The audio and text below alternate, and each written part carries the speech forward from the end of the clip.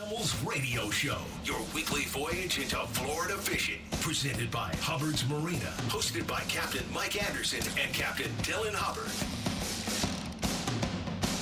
Good morning, Tampa Bay. Captain Dylan Hubbard here from Hubbard's Marina for the Bartow Ford Real Animals Radio Show on News Radio 970 WFLA. Got my good buddy Captain Travis Thompson in studio this morning from All Florida and PT Outfitters and a million other things that Travis does. He is a very versatile guy in the industry, so we can talk hunting, fishing, and landscape conservation. Look at that. I got it right this morning. Boom. You're nailing it. How you doing? It's early and you're on it already. Oh, dude, I wake up on it, dog. Life is good and fishing is going well, and we're excited. But weather is not so good. What is up with this wind?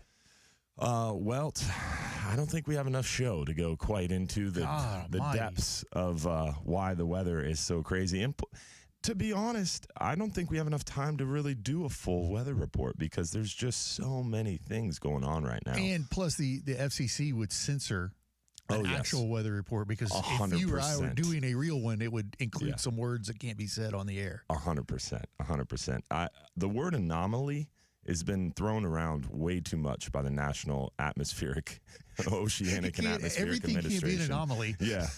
I mean, right now, it is June. It is June, and we're looking at a 70% chance of cyclone formation in 7 days off a hurricane or off a wave that's coming off of Africa. Yeah, my wife was showing me that last night. And I was in June. Dude, no. Yeah, I mean, call me in September. Maybe late July. Maybe August, really September, October is when we see these waves coming off of Africa.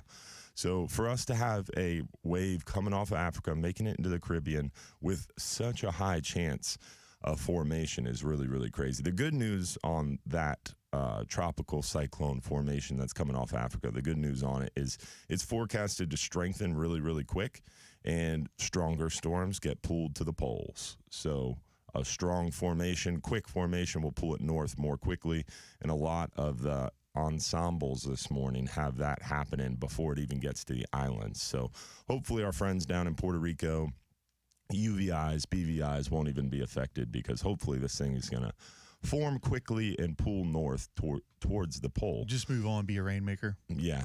Well, I mean, a rainmaker for, what's that one island out there in the Aruba? Yeah, something like that. Maybe some of those islands, but it doesn't seem like right now, at least, the ensembles have it coming too far towards us, which is nice. But as far as the weather we're dealing with now, how about the crazy historic weather that they had up in the Panhandle? Oh, my gosh, man. They had 15 inches of rain last night. Not last night, night before last. Did you see the boats sinking and stuff? Yeah. Like recreational? I mean, it was bad. Dude, they had 80-mile-an-hour tails in part of northeast Texas. Softball size hail is something I can't fathom. Like, that would kill you if it hit you in the head. Yeah, 100%. Like, I don't even know.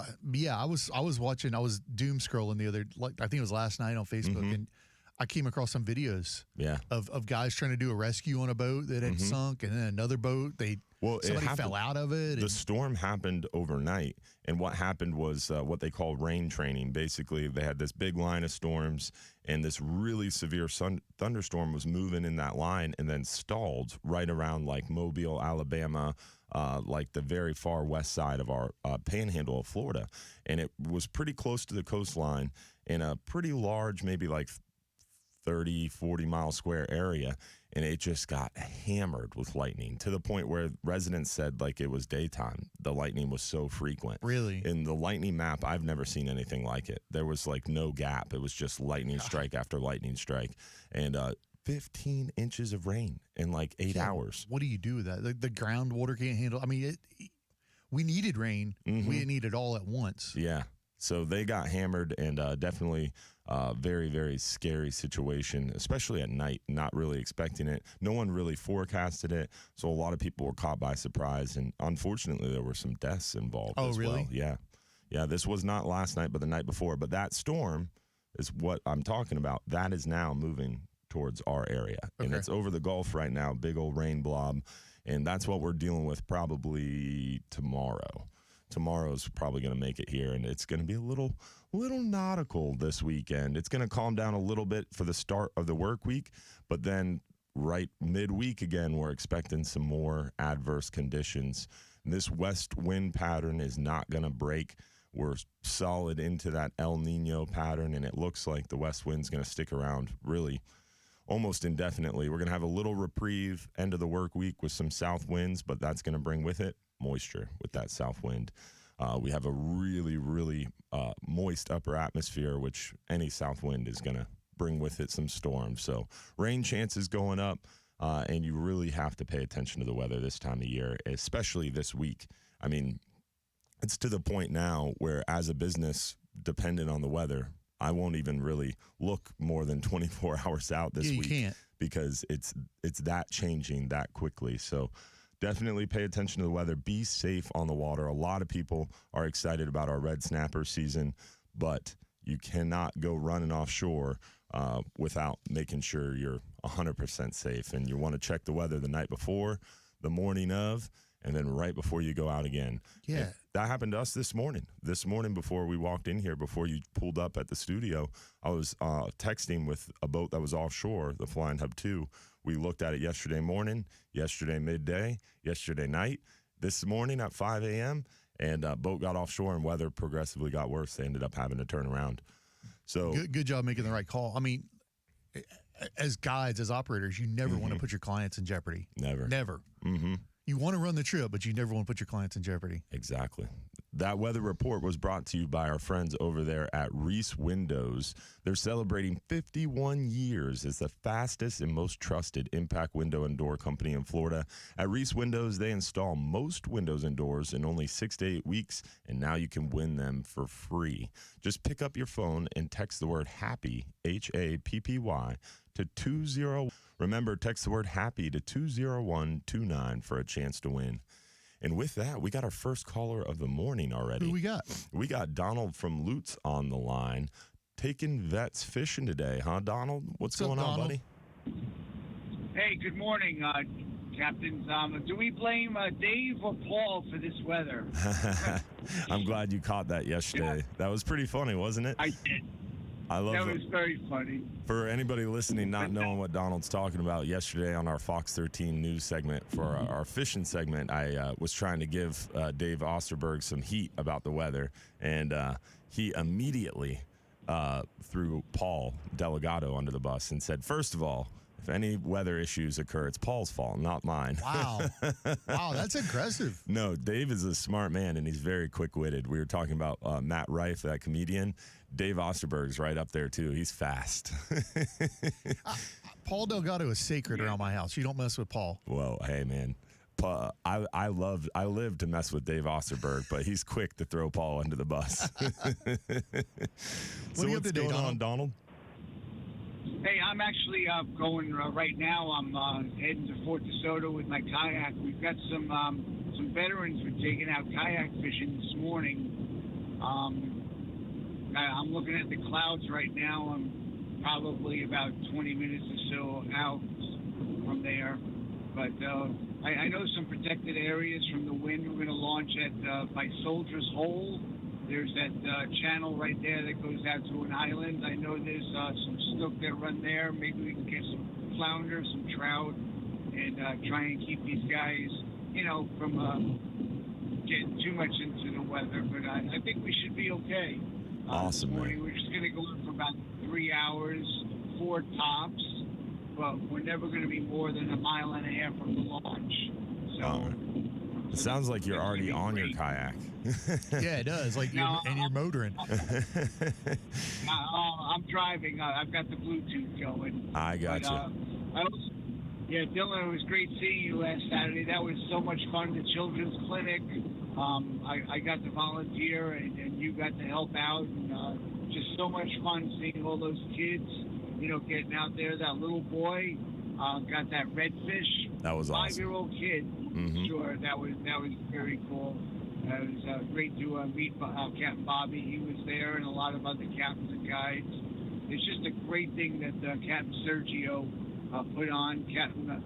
Mayor Jane Castor was there, and she got a grant. to get a bunch of rods and reels and tackle for the kids, and it's just a great thing that happened. So, amen to that. It was a lot of fun. And I appreciate the phone call today, man. Good luck out there, and hopefully you guys catch them up. Yeah, that's going to be great, taking these veterans out. I really enjoy doing this, so it should be a lot of fun. Good luck, Donald.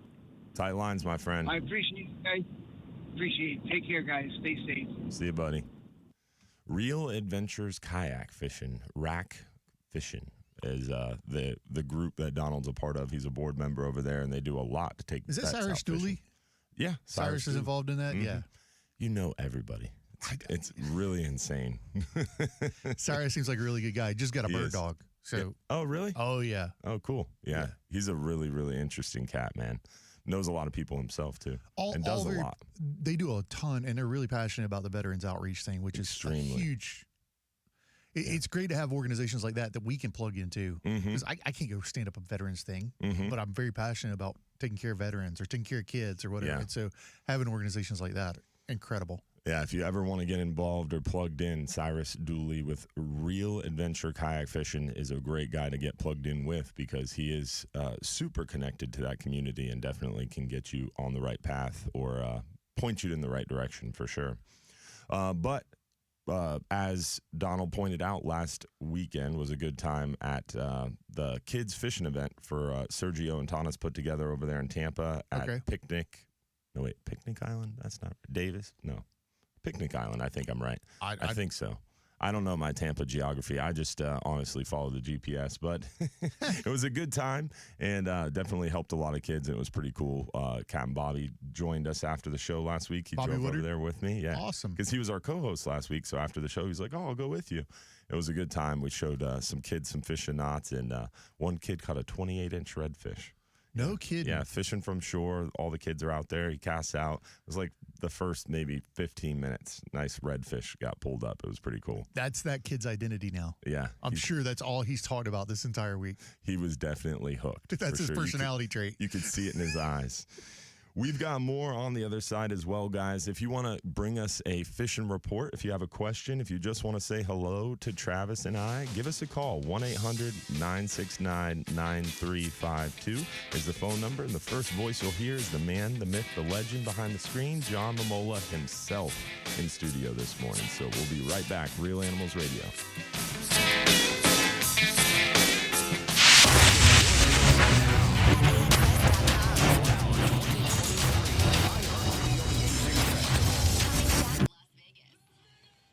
Test. I don't think it's working. They can't hear us? They can. So that microphone, can you slide it a little this way? Bobby kept putting his earphones next to it last week. Oh, and it would like rattle or something? Or it just made it hard for them to hear us. Freaking Bobby, man. Freaking Bobby. I love that guy. He's awesome.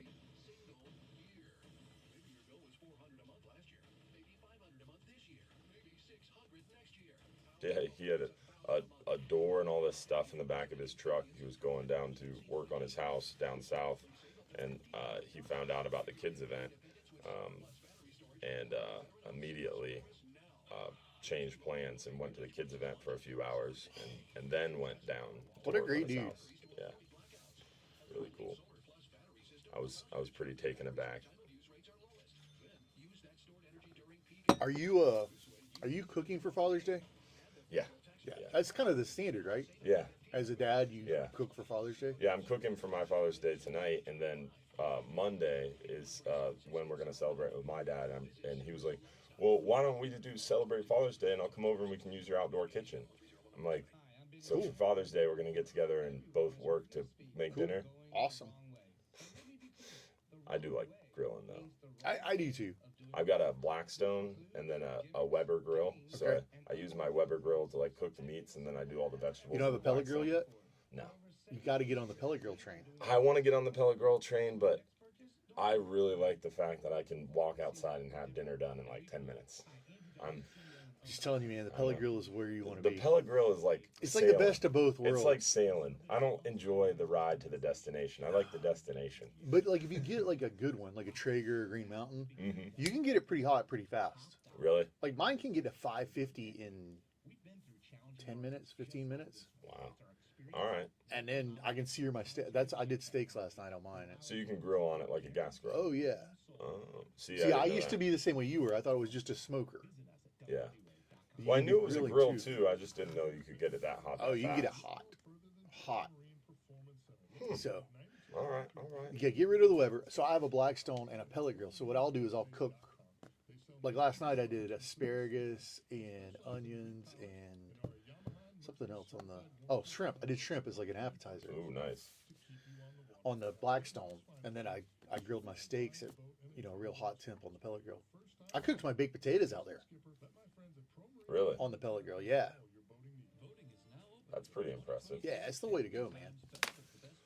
Yeah, my buddy Jeremy Stock, he has a pellet grill and he speaks really highly of it, and they make chicken wings on it all the time. Oh yeah. And that's when I was like, all right, maybe I need a pellet grill. Yeah, no. I heard the chicken wings. I was a slow convert, but once I got converted, I'm like, I use mine 2 or 3 times a week. Yeah. Like, I use it a lot. I use my grill a lot too. I'm making ribs. I'm doing ribs. Ooh. So I'm cooking today. Nice. So I'm doing starting early. 3. Well, I'm not cooking tomorrow. Smart. And my dad is out of town. He's at the beach. Oh, nice. So he's at the beach with my sister. So I'm off the hook. Easy peasy. Yeah, I'll call him, and that'll be Happy Father's Day, and I'll see him next week when he gets back.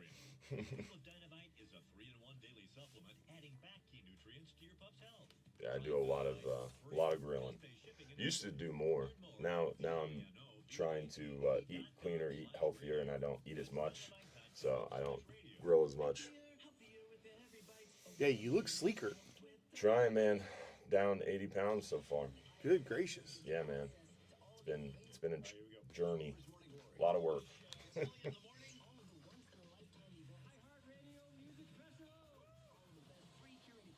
My son has this thing. We try not to keep sweets in the house because I'm a sweet junkie. Yeah. But anyway, for Father's Day, he makes these cookies and he makes them on the smoker. So they get like the smoky flavor. We're going to have to talk more about this. Yeah. Now your captains, Mike Anderson and Dylan Hubbard. Good morning, y'all. Captain Dylan Hubbard here for the Bartow Ford Real Animals radio show on News Radio 970 WFLA here in the beautiful iHeartMedia Empire Studios. And I've got my good buddy, Captain Travis Thompson, in studio this morning, and we are talking all things fishing, inshore, nearshore, and off, weather, hunting.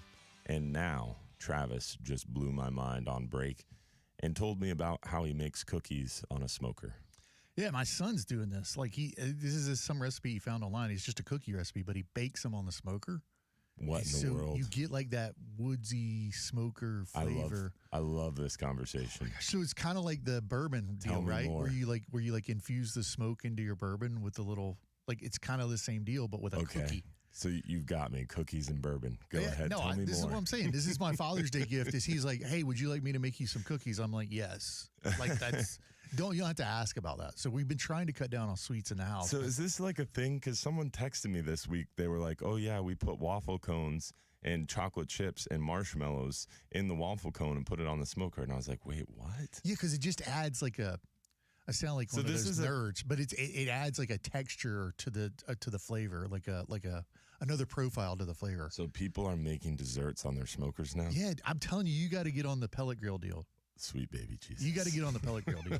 I didn't realize you were still Team Weber. Somebody on the internet on the Facebook thread was just talking about cinnamon rolls, and I'm like, oh, we got to do cinnamon rolls on the smoker.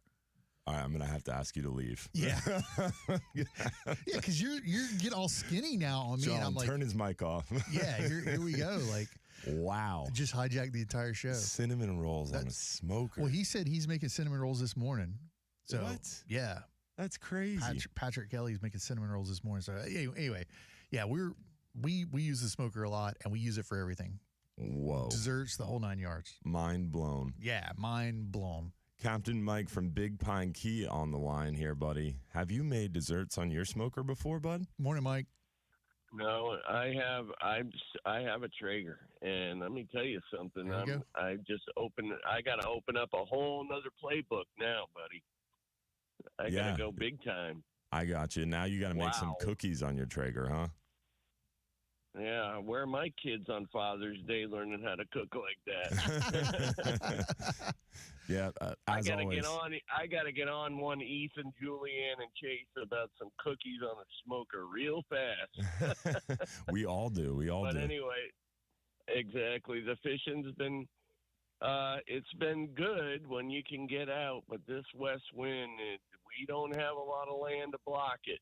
So True. I tell a lot of my clients, I'm like, look, I'll go and this boat can handle it, but, can you handle it? And if they listen to me and listen to what I preach to them about taking care of themselves 24 hours out, they stand a good chance of having a good day on the boat. And, we still have the sunshine and everything and the warm breezes, but man, it's been windy. I did a little more working at the hospital the last 7-8 days than I have on the water, but the mahi bite's still good, blackfin tuna, and the occasional wahoo, lot of sailfish. So nice. The pelagic bite's been good. Kingfish here and there mixed in as well. Cobia, the whole works. Bottom fishing, we got into the one day we were out all day without getting interrupted by wind. We got into African pompano. I went Gulf side, and I don't know what it's been this last year in African pompano. They decided to proliferate the Gulf of Mexico, I guess, because let me tell you, they're everywhere. Thick, and it's a good problem to have. Yeah, and the FWC only allows 2 per boat. So it's a good thing to have, but it's also a problem when you got 20 people looking at you and you're only allowed to keep 2. First two count? Yeah. Does that give you 2? Nope. Dylan, it does not repeat 4? It does not repeat on a multi-day trip. So it's 2 per boat, period. Trip. Yeah, it only doubles on reef fish, and they're not a reef fish. But Cap Mike, they are. We're unfortunately up against the clock here, brother. How would someone book a trip with you down there in the beautiful Keys? 813-434-8086, CaptainMichael47gmail.com. Simply call 1-866-GAMEFISH. Give Mike a holler. And I'd be remiss if I didn't say Happy Father's Day to all the guys who pick up a rod or a shotgun or a rifle. Keep being that kind of dad that takes your kids outside, and trust me, it'll come back tenfold. Amen. See you guys later. Appreciate Happy Father's you, brother. Day, Mike. All right. Happy Father's Day. All right, bye. See you, bud. Always a pleasure. Give us a call, 1-800-969-9352. Bring us a fishing report, fishing question. We're here. Real Animals Radio. We'll be right back. From the local Lexus dealers, WFLA News Desk. I think it's kind of a funny dump button. I don't know if it actually works, but it's the same thing as if I was to dump them on the screen. Oh, got you. Like if they drop an F-bomb or something. Drop a bomb, or you just want to hang up on them. But I think that one's like a picture. But they really handle that on his side. Okay, Karen on the Facebook. I'm all about the Facebook today. You're lagging a little bit. I am. Well, that's your co-host, man. That's what you're doing. Bacon chocolate chip cookies in the smoker. What the actual? No, I'm gonna go home and ground my kid now. Yeah, man. Like he's slacking. If there's not bacon in them, what are we even doing with our lives?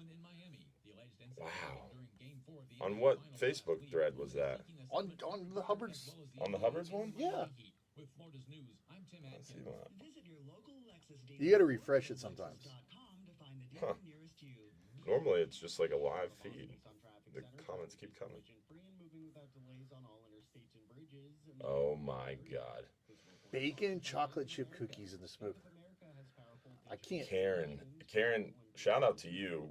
We just recently finished up. She is from Wisconsin area, and she brought down a big bag of cheese curds for us, and there were different assorted flavors.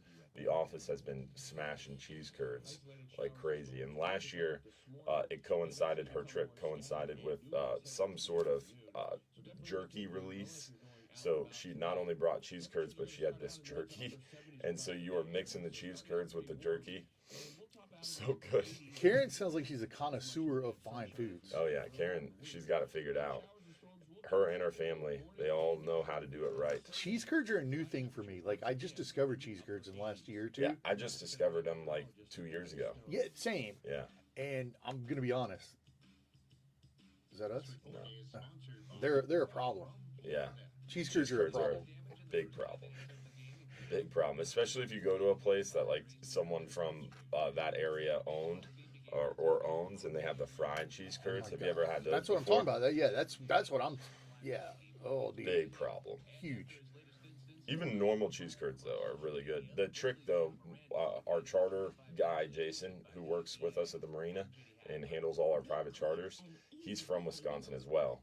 So he told me, because we always put the cheese curds in the fridge, right? So they're cold. He's like, no. You got to eat them a little bit warmed up. Like room temp? Yeah, room temperature, and they're so much better. So we take them out of the fridge, put them on the plate, and microwave them for like 10, 15 seconds. Ooh, it's even better. Have you had Culver's? I know they're not like... I've had Culver's once. They've got cheese curds on their menu. Yeah. You get cheese curds instead of french fries. Yeah. Terrible idea. Terrible. But an incredible experience. So you can get a cheeseburger with bacon and cheese and a side of cheese curds Exactly. and a milkshake. Exactly. Just hitting all your dairy if you America. can. David Bruns looks like he just got out of surgery. He's doing good. That's good. Or he's on his way home. But he's talking about making cheesecake on a smoker. What? Yeah. Wow. Yeah, there you go. That sounds... Wow. I'm not the world's biggest cheesecake. Bearded Monkey Twisted Q. Bearded Monkey Twisted Barbecue. He makes cheesecake on a pellet smoker. Yeah. What? Yeah, like this is a whole new level that we've gotten to today. Dude, I think we've transcended. So Mike comes back next week. Listen, Mike, it's not really so much a fishing show as it is a recipe show. Wow. A cheesecake on a pellet smoker. I don't even know how you make a cheesecake to begin with.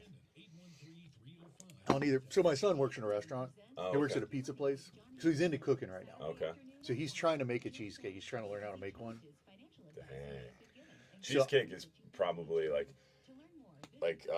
key lime pie, like a really good key lime pie and cheesecake. They're pretty high up there on my dessert list.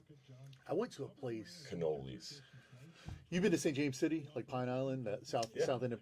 There's a place there called the Waterfront Restaurant. I don't know how it's doing after the hurricanes and stuff. That was the one like up in the woods on the beach. Right? No, it was on a canal right in St. James City. I've never been there. And they used to do a key lime pie, and it was a little one. Mm-hmm. And they stuck a popsicle stick in it, dipped it in a chocolate, the hard shell chocolate, and froze it. What? The actual F. When you're out fishing, like, and it's 1,000 degrees, like you're inshore fishing. Chocolate dipped key lime pie. Yeah, and you pull up there. I could go there and just eat like 3 of them for lunch, and then go into a sugar coma. Wow. I would have So to. good. I would have to drop the clients off and be like, guys, we're done for the day. I think that's my favorite dessert I've ever had because I have a key lime pie weakness too. Oh yeah, 100%. If I go to a place and they're like, "Oh, you got to try our key lime pie," 100%, yeah. I'm getting a key lime pie. It's not even a question. Tim McCardle, yes, we did share the deer sausage.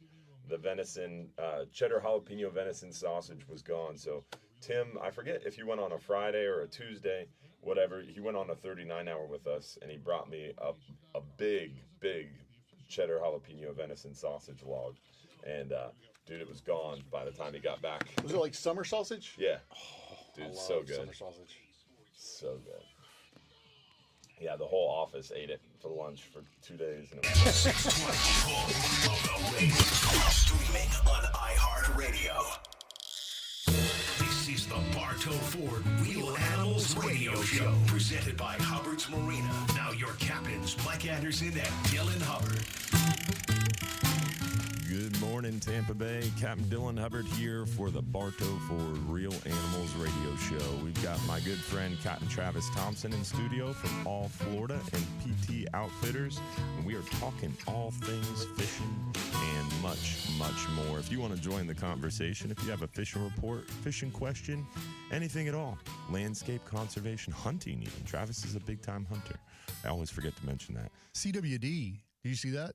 Well, I have no idea what that Chronic is. wasting disease was found in Florida this week for the first time ever. I did see that was a big deal in the news and in my world. Yes. A lot of meetings about that and conversations about that. So That's not good. it's not good. Was it North Florida? Yeah, it was Holmes County, and it was found on a roadkill deer. And there's measures FWC will have to take. They'll eradicate deer, I think, within like a mile or mile and a half radius. I forget the exact rules around it, but FWC's been planning for this for years. We've expected we'll eventually get CWD because it just spreads.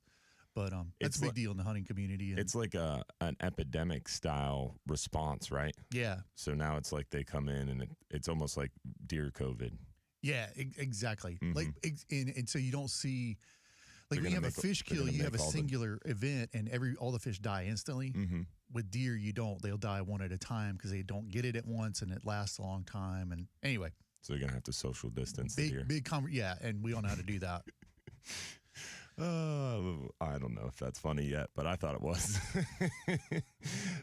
Don't forget as well, if you want to join the conversation, give us a call, 1-800-969-9352.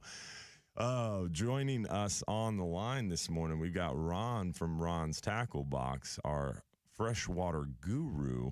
What's going on, Ron? How are you, buddy? Morning, Ron. Hey, I'm here. Hey, buddy. How are you? Life good? Good. Good morning. Good morning. Good morning. And how's the bite over there? Well, everything's good. Catching a lot of nice bass. We have a lot of running water. Been good rains in the afternoon, evening. It's been excellent. Nice, nice. What was the big bass this week?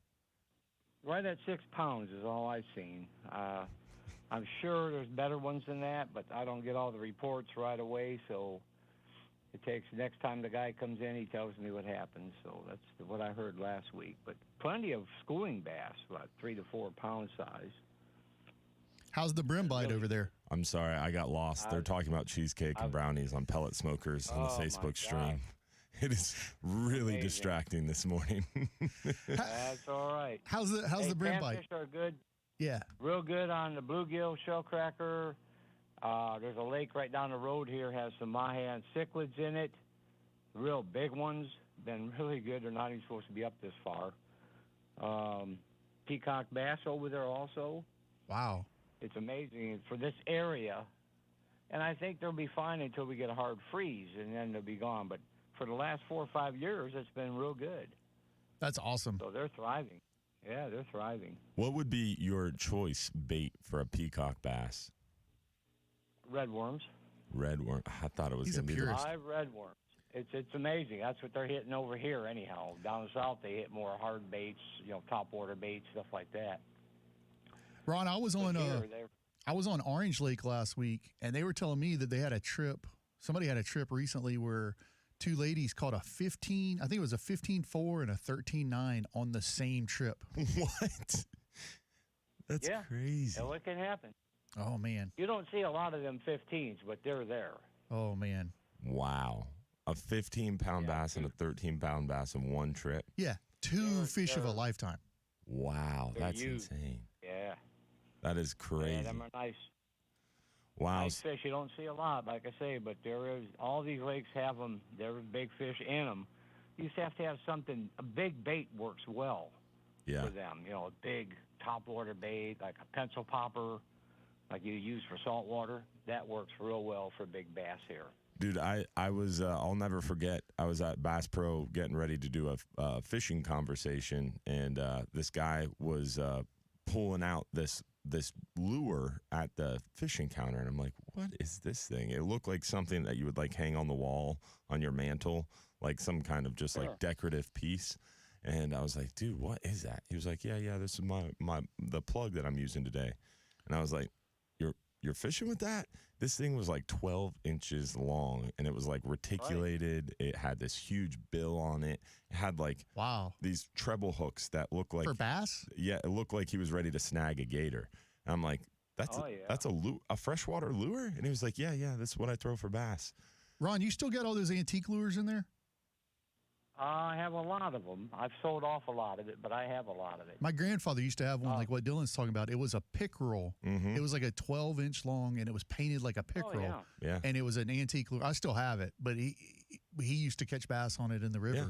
This guy caught bass with this thing. That's incredible. And basically the idea is big bait, big fish, right? Yeah. He's not fishing for an 8-pound bass. He's fishing for a 12, 14, 15-pound bass. He doesn't mind not catching a fish today because when he does, it's going to be the monster. Yeah. The big dog.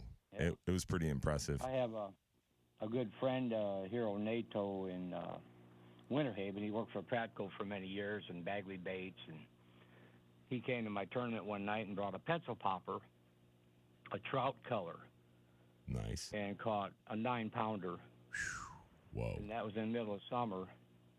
And I have them, and you can't get that color anymore. They discontinued. Pratco quit the trout color, and that's the one that works well for bass. Huh. That's interesting. Yeah, I didn't know there was a whole industry for like high-end swim baits in the freshwater industry. It's one of the biggest industries out there. Like when you go to ICAST, the swim baits and stuff for bass is like I always kind of like walked by that confused, but now I know. Like, who's buying this? Dude, and then you realize that, oh my God, this is bigger than anything in saltwater. This guy at Bass Pro opened a tackle box. He had like 12 of these lures, and they ranged from $400 to $800. An $800 lure. Yeah. I was like, I wouldn't fish with that. I would wrap that around a dock piling or something. Like, He said he got in a fight with an eagle about it, because that's what I said. I was like, won't you lose that lure? And he said That's how people drown. They die for them. Yeah, eagles. There you go, eagles. That's how people drown. They swim for their lures. I would too. I would be right there with them. Right. Yet another reason to be anti-eagle. Yeah, there you go. Yeah. Yeah, them big baits work. If you think about it, a huge fish will watch the small fish eat all kinds of stuff. Yeah. But when there's something substantial, they'll get it before the little ones do. Yeah.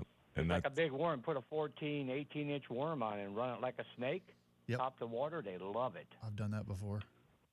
Oh, man. Now I want cheesecake on my pellet smoker, and I want to go bass fishing. Yeah, same. All right. Where can people find you, Ron? Well, hold on a minute. I want to wish everybody a happy Father's Day. And do it. Good time to do something great for your dad. If you want to see some respect from your father, give some respect. Amen. That's a good word. Of wisdom. I love it. Absolutely. Preach. Anyhow, I'm at 380 South Lakeshore Way, which is 1792 in Lake Alfred. Phone number 863-956-4990. You're the man. Appreciate you, Ron, Thanks, as guys. always. Take care, Ron. All righty. See you, buddy. We have such a great group of people at Hubbard's Marina and our Real Animals family. All we had to do was mention eagles, and someone has already commented CMF, charismatic megafauna.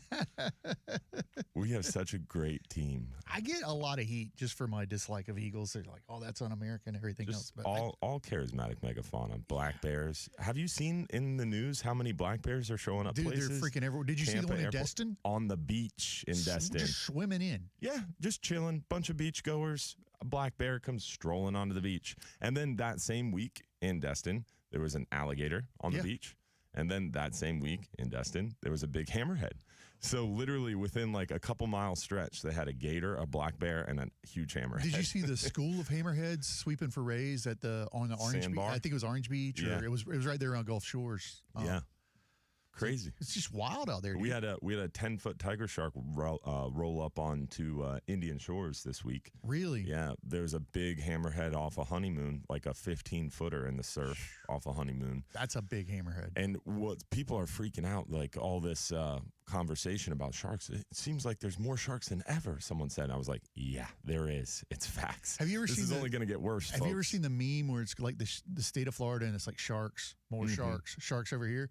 Someone went and edited that, and then in Destin, they put alligators and bears. I saw that meme. I was laughing so hard. But it is crazy the amount of protection that sharks have received and just the culture behind it. Like even that shark, there was a photo of that big hammerhead on honeymoon, and everybody's freaking out. I can't believe there's sharks like that close to the beach. Oh my goodness, what are we going to do? And then like the very next day, a photo of a 10-foot tiger shark that washed up dead on Indian shores appeared on the internet, and people were freaked out, up in arms, angry, because they blamed this shark rolling up on the beach dead on fishermen, that a fisherman caught and released it, and it got too tired and it died. That's what they blamed the shark's death on, without any information or evidence, of course. They're just jumping right to blaming fishermen. But what was really interesting is to see the juxtaposition between the comments. The day before, that hammerhead, there's too many sharks, this is dangerous, what are we going to do? The very next day, dead tiger shark. We can't let people fish for sharks. They're killing all the sharks. Where are all the sharks? We need to save the sharks. It was really funny. As an inshore guy and a guy that did a lot of tarpon, like I'm a catch and release guy a lot. I love to eat fish, don't get me wrong, but I'm a catch and release guy a lot. But this conversation is part of the reason I dig in so hard on always having catch and keep for species. You got to. Snook, redfish, all that stuff included. I know that can be controversial sometimes, but if we're not careful, we creep into we're no longer a what's called consumptive user. And it's the same mentality that's like, oh, well, a fisherman hurt this shark. Maybe we should shut down fishing. Maybe we should. I mean, you could see that creep begin to happen. Yeah. And that's a thing that's always, so taking one redfish, I believe, is important because it keeps you tangibly connected to consumptive use of a fishery. And it comes down, in my opinion, to keeping the line of fisheries-dependent science open. You have to have a take, so that way you have that fisheries-dependent science. If you close a fishery, a lot of people are like, oh, we shouldn't take snook, or we shouldn't take this, or we shouldn't take that. If you end the fisheries-dependent science, that really disables the ability to keep a thumb on the pulse of the fishery and the health of the fishery, and it throws off the ecosystem. It's exactly right. And I tend to as a guy think, well, let's leave all the snook, all the redfish, because it's more for me to catch and I can make money off of them, right? And I can catch that fish 10 times, 50 times, whatever. But if we lose that connection, it has a domino effect that I don't think people realize beyond. Plus, the ecosystem gets thrown off. We have to have a more wide approach to our management. Ecosystem-based fishery management is definitely where they're going. That's what EBFM stands for. But it's really, really difficult to achieve because it's so scientifically burdensome to get enough data to really manage that well. But look at sharks. You allow an apex predator to proliferate essentially unchecked. And now we're facing a situation where the food chain gets out of balance. Yeah, so you see that in ecologically on land, you call it a predator pit. Yep. Where you create so many apex predators that the deer or whatever, the smaller animals can't produce enough to keep up with the predation. Yeah, you gotta manage the wolves just like you manage the sharks. That's exactly right. Yeah. Charismatic megafauna. We got down a little bit of a rabbit trail, but we were able to pull ourselves out. We went from pellet grills to sharks. We're covering it. The cheesecake on the pellet grill. We haven't left that subject. But give us a call. Join the conversation. 1-800-969-9352. If you have a fishing report or a recipe for your pellet smoker, give us a call. Real Animals Radio. We'll be right back. Lithium batteries are lighter, longer lasting.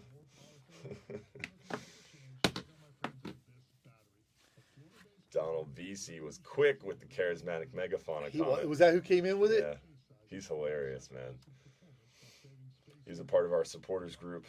We're still working on the charismatic megafauna gang shirt, but it keeps growing. They had me at burnt ends. Yeah. Guy said like the boa hunts. I think he means pythons, but yeah. Python hunts in the Everglades. Yeah. Smoked eagle.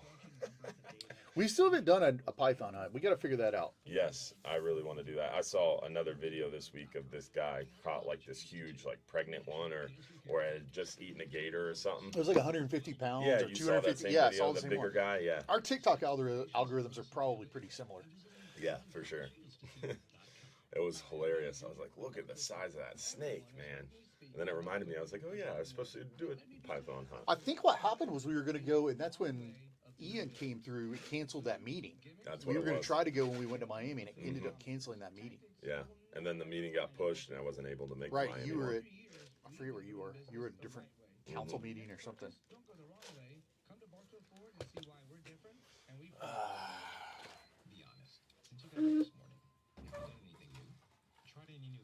Is that an iced coffee? Yeah. I love iced coffee. This time of year. Nothing in it? No, just black, yeah. Straight black coffee. Yeah, I've always been a black coffee guy, but like obviously on the health kick, it's good for you. Yeah. But I've always been a black coffee guy. I've never liked cream or sugar. I can't do coffee. I've learned that from my dad though, to be honest, because it's like anything you learn from your parents, right? My dad always drank black coffee. Right. He sometimes put sugar in his coffee, but I despise adding sugar to anything. Really? Yeah. Sugar's just poison, man. Yeah. For me, it's like So good, though. now, not even now, but slowly over the years, I guess it's getting older. You get a little bit more conscious of what happens. Like, all right, I do this and this happens, like cause and effect. And for me, dude, whenever I drink something sugary or eat something sugary, it's just like my body crashes. Like I can't even think straight. So I've noticed that between processed, well, what I'll call processed sugars, so like Little Debbie's. Yeah. Like it was nothing for me to hammer like oatmeal pies, fishing, or fudge rounds or whatever. They make me feel like garbage. Oh yeah. And then, but like if, like my son making these cookies won't bother me one bit. Yeah. But he's going to use good brown sugar. Yeah, like something that's an unrefined sugar. Yeah. And I know it's Like no better soda. for you, but Like it's soda. I don't understand how people drink soda. Yeah. I literally have never been a soda I'm a person. Diet Coke guy. Oh, Diet Coke's one thing, but No, it's terrible for you. any kind of soda, like there's just so much sugar and crap in it. And I'll occasionally drink like an energy drink, but dude, like I'll see someone drinking like a Mountain Dew. Thing's got like 90 grams of sugar in it. In one of those bottles. Yeah. 90 grams. That's a lot. It's like a cup of sugar. It's a lot. It's crazy. I personally wouldn't be able to carry on a conversation after that. Yeah, you go comatose. Yeah, my brain wouldn't function. But in high school, Yeah, it was nothing. I used to crush Mountain Dew as a kid. Yeah, for sure. But it became something. One day, I just stopped being able to do it.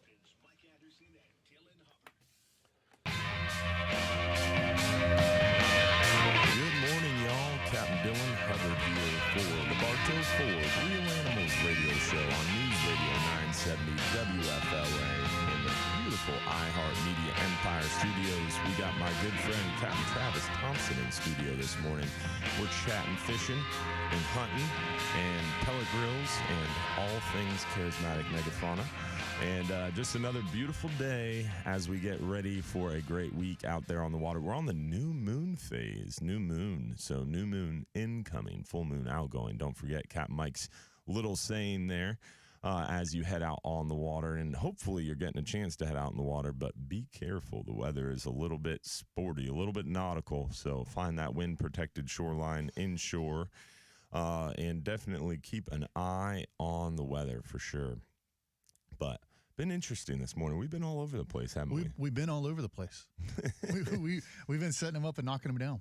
Yeah, there was one thing I wanted to chat about with you. We have the FWC meeting coming up, and this one coming up in July is supposed to be local, isn't it? Yeah, it's have gonna they be, released an location? It's going to be in St. Pete. I don't know that they've released the hotel yet, but it's going to be in St. Pete because they have to like coordinate the rooms and all that junk. So yeah, FWC's funny about that, man. The cool thing about the Gulf Council meetings is like a year and a half in advance where it's going to be, when it's going to be. It's pretty nice. But FWC, it seems to be somewhat last minute. They used to be way better, but ever since COVID, I think something changed in the way that that's getting done, because it seems to be way more like you have 3 weeks notice or something. So, Yeah. because we're coming up on it, and it's the week after ICAST, so we're gonna have 2 busy weeks, like being on the road, kind of chasing stuff around. So it's gonna be interesting. Looking forward to that. And did you see that the governor's budget was signed this week? That was the thing I wanted to bring up. A lot of good stuff for the fishing community in there. And the fact that the right to hunt and fish was pretty cool. Yeah, so that's going to go to the ballot in 2024. But when you looked at the budget, he did. We're seeing, I think it's $100 million for the Indian River Lagoon. Whoa! And I've heard really good things about the Indian River Lagoon lately as well. Trying to come back. You're starting to see. I mean, there's some discussion around: is it grass? Is it algae? Is it? But you're starting to see green stuff where you didn't see green stuff before. So, a lot of good focus on septic to sewer conversion, which is a big deal over there. And even we've seen it in Southwest Florida too. So in Caloosahatchee, Okeechobee. Well, in the Caloosahatchee system, like where you have the discharges. There's been a lot of studies done around Vibrio, the flesh-eating bacteria and stuff, and how it's connected to sewage. Yeah. And so, or mishandling of sewage. And so the governor, I think we got $25 million in the budget for doing septic to sewer conversions in that area too. So we spent $27 million feeding manatees, so it's only right. Well, I was pretty proud of the legislature and governor. Like that's awesome. They landed it. I mean, they're $1 billion in land conservation. Wow. Which we're a fishing show here talking about fishing, but if we can clean the water using land before it gets there. So this is something that you specialize in, the landscape conservation, instead of just like fisheries management, that stuff where I'm very focused. Travis is big picture. And that was something interesting that he taught me, was how important this land management is, because if you can conserve the land at the headwaters of these river systems and bayou systems and creek systems, that's cleansing the water and filtering the water before it makes it to Tampa Bay. That's exactly right. That's why the wildlife corridor is so important, and the cattle ranching is so important, because there's a best management practice out there where we'll move cattle and hold water so that we can use the plants to uptake nutrients. Then we put cattle back on it, they graze it, and we ship the cattle to Texas or Oklahoma. We're actually taking nutrients out of this system and moving them to a different watershed. It's really, really cool, like when you get into the weeds on it. So it's Cattleman's Week this week too. Oh, very cool. Big week. You got your pearl snaps? I almost wore a cattleman's outfit just for you. I learned what pearl snaps were. I almost wore a cowboy hat and pearl snap shirt just so you. That would have been so epic. You pulling up with your big cattle killer thing on the front of your truck. Yeah. With your pearl snaps and cowboy hat.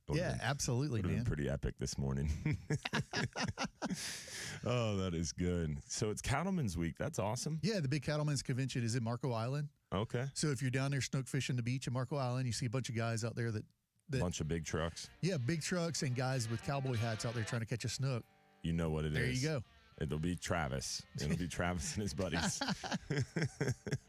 We've got Captain Jim Fogel from Coast Guard Auxiliary on the line. He's going to be on the other side, and hopefully we'll hear from you guys as well. We got our Jack Wagon of the Week segment coming up too, and lots more of the show. Give us a call at 1-800-969-9352 if you have a fishing report, fishing question, or just want to say hello. Give us a shout. And Real Animals Radio will be right back. The preceding program was paid for by Real Animals Fishing. Casting live from the Farrah Accident Attorney Studios.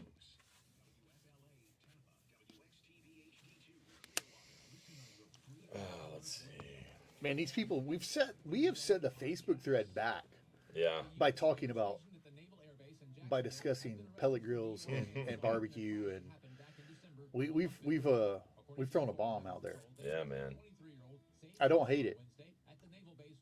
This is how our live shows go sometimes too on Sunday night.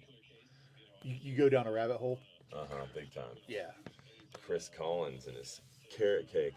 Chris, if you change your carrot cake recipe for me, my staff would probably murder me. So don't change the carrot cake recipe for me, because the team has been counting down the days until you show up. So he's got in our system, customers, you can change their name. So like when they call, you can kind of make a note, Yeah. And in the system, his name comes up and there's a little carrot cake emoji next to it. Oh, so this is a guest who fishes with us, him and his wife Lynn, and even their son, they come out on 39-hour trips. He's a part of our supporters group, and they fish with us quite a bit. And they're always around helping us out and supporting us. But they bring carrot cakes with them quite often when they come fishing. And are you a carrot cake guy? I love some carrot cake. It's up there with the key lime pie and it's about the only way to eat carrots, right? The only way to eat carrot. Like carrots were put on the planet for carrot cake, not for other stuff.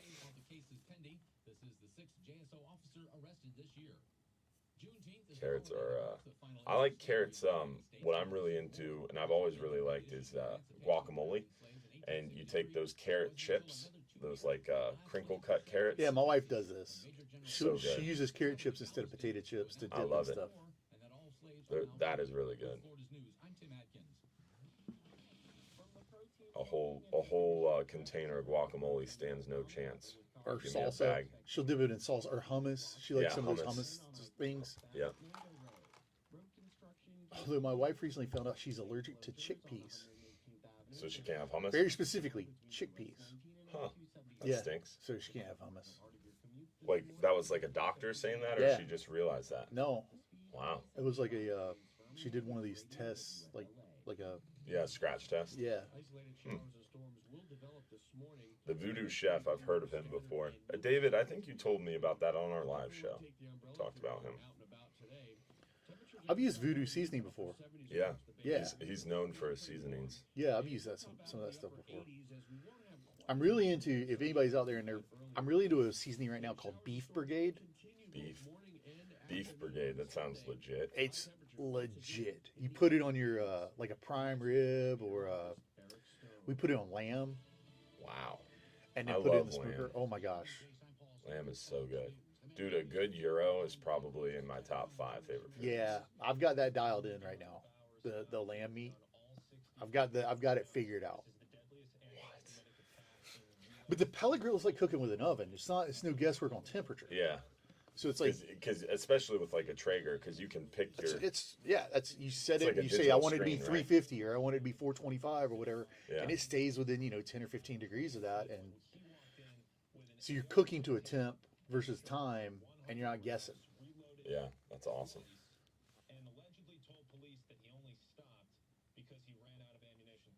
And that is Fox's Nate Foy. A Florida couple now charged with stealing more than $2 million in COVID relief. Did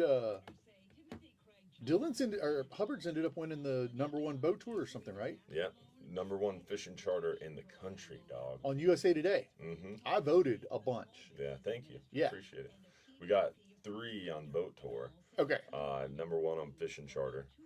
And now we're trying to take home Tampa Bay's best of the bay. I forget. That's pretty cool, man. Congratulations. Thanks, man. Yeah, we're very blessed. It's best of the best. Tampa Bay's best of the best is what we're trying to win now. We're nominated for best fishing charter and best local tourist attraction and best seafood market as well. Really? Yeah. We got a seafood market down there at Don's Dock where the commercial boats offload. Yep. So we sell commercially caught fish, and we get shrimp and sea scallops and stuff like that over there. That'll end up on TikTok Mm-hmm. at some point. Mint jelly is the key to lamb. Oh yeah. Oh yeah. Dude, I think tzatziki sauce and a pita is the key to lamb. I've got a client that makes pepper jelly. Ooh. And so we'll go duck hunting, and we'll clean the ducks that evening, wrap them in bacon, put cream cheese in them, make poppers, and then sprinkle a little. Wait, slow down. Say it slower. Yeah. We'll split the breast open, put a little cream cheese in it, maybe a jalapeno or a piece of pineapple, wrap it in bacon, toothpick through it, grill it, and she'll sprinkle some kind of seasoning on it. She's a celebrity chef. She's a friend of ours. She comes down, hangs out with us every year. And so duck breast, Yeah. cracked open, cream cheese, jalapeno, pineapple, Yeah. wrapped in bacon. Sprinkle a little seasoning, and then when they come off, you put pepper jelly on top of it. So you get that sweet spice at the end, and it's like, oh my gosh, dude. I could eat 100 of those.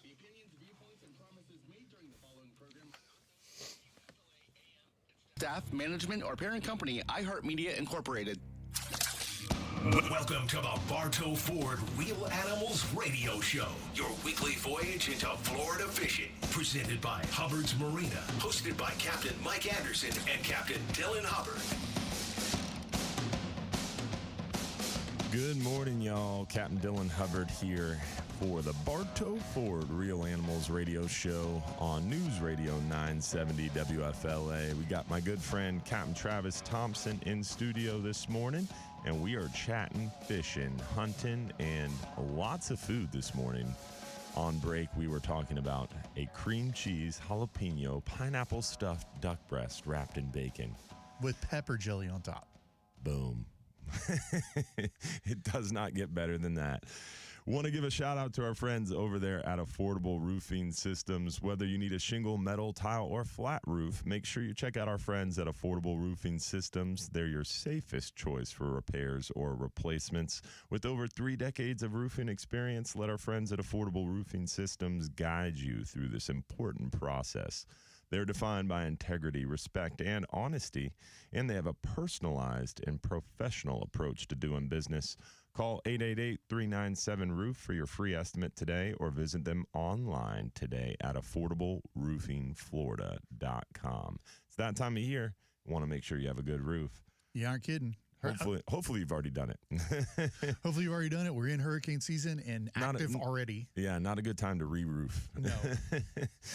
But we've got our good buddy, Captain Jim Fogel, on the line this morning for our Milwaukee Tool Safe Boating Tip of the Week. Good morning, Captain Jim. How are you, buddy? Good morning. Yeah, all's good. Yeah, Captain Travis, Captain Dylan, y'all sounding bright-eyed, bushy-tailed, and hungry. You know? Yes, sir. I'm just enjoying it. Yeah, you're still on the wagon there, Dylan? Oh, yeah. Yes, strongly on the wagon of eating healthy right now. All right, good for you, buddy. I'm not on the wagon, Captain Jim. I'm laying in the road about 300 yards behind the wagon. Me too. Listen, guys, we've talked before about BUI or boating under the influence, but today I want to talk about mariners and recreational boaters. You know, despite marijuana's legal status in 23 states and counting, the Coast Guard does not recognize an exception which is regulated for this drug. Coast Guard regs require mariners to be drug tested at various stages of employment and certain employers to conduct periodic random tests as well. So, as a mariner, you could be subject to testing at most any time. And you are advised to remember that even if you're in a state, you go vacation in a state where it is totally legal, you can buy it at the 7-Eleven or whatever, and you can smoke or eat or chew all the marijuana you want, it can still remain detectable in your urine for many weeks. So even off the job in a legalized state, you know, your maritime employment could be at risk. So you really want to stay away from that. And one thing on that, Captain Jim Fogel, that people don't realize that I get a lot of questions about too is on that note, if you are a licensed captain operating a charter, you have to be enrolled in a consortium, but also any safety sensitive position. So if you have a crew member on your charter boat, that's a lot of people mess this up is, all right, they help untie the dock lines and they pull the anchor.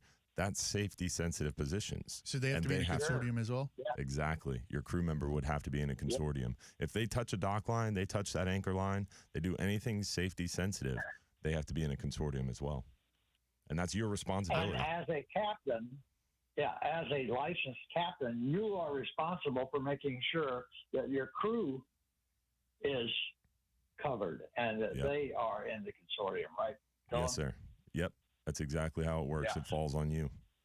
I don't know how the consortium picks but I seem to be on the short list because it feels like I have to get drug tested like twice a year. I feel like after this morning, all this talk of brownies and cheesecake, I feel like we're both going to get randomly tested 100%. This week. 100%. That's probably why Capt. Jim Fogel called in about this. Yeah, he's like, morning. I'm going to give these guys a heads up. This is coming. Yeah, I can't speak openly, but you got the idea here. Also, let's talk about recreational. You know, what is Florida's DUI law? Well, it says that the law prevents operating a vessel within the state while under the influence of drugs or alcohol. So a person can be convicted of voting under the influence for operating a vessel while intoxicated or under the influence of marijuana as well as alcohol. So you non-mariners or non-captains or non-crew people, you recreational boaters need to pay attention to that too. And we're just trying to keep you safe. You know, we're not trying to influence anybody's thoughts about anything, but that's the law, and it's got to be followed, and we sure don't want any accidents for any reason, but especially DUI. So please stay away from that while you're on the water or near the water. Absolutely, man. I think that's I appreciate you hitting us with that. I'll call it a tip. It's not a tip. That's the gospel. Amen to that. Very, very important. You know, everybody needs reminding. Everybody needs reminding. I mean, we talk about all the time that, you know, everybody, and not everybody, but a lot of people enjoy a nice, cool adult beverage. But it's fine to wait till you get back to the dock. If you're the captain of the boat or you're the crew person on that boat, you know, you need to wait till you get back to that dock. Amen. You go crazy after that. But while you're on the water, you definitely don't want to be that way. And shortly before either, you don't go party until 4 o'clock in the morning and you don't get on the boat at 6 o'clock. That's not a good thing either. Amen to that. So anyway, appreciate your time and all that you do for us and for the Coast Guard Auxiliary in St. Peter's, Jim Fogel. Be safe out there. Thank you.